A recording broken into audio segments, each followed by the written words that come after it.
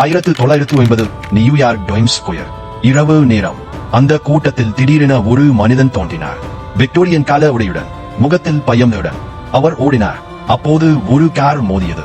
அவர் உடனே இறந்துவிட்டார். போலீசார் அவரது பாக்கெட்டை பார்த்தபோது 1800 களின் பணம், பழைய காகிதங்கள், ருடால்ப் இன்ஸ் என்ற பெயருடன் வணிக அட்டை.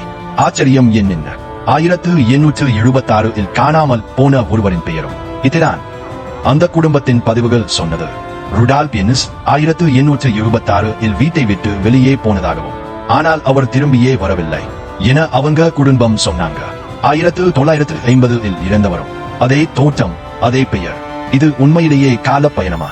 பல தசாப்தங்கள் மக்கள் நம்பிக்கையுடன் இந்த கதையை பகிர்ந்தனர். ஆனால் 2005 இல் வெளிச்சம் பார்த்த உண்மை இது. முதலில் 1951 இல் வெளியான ஜாக் ஃபின்னி என்பவரின் புனைகதை.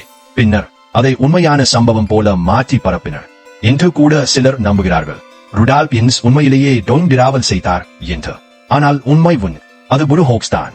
ஆனா மர்மம் இன்னும் தொடர்கிறது.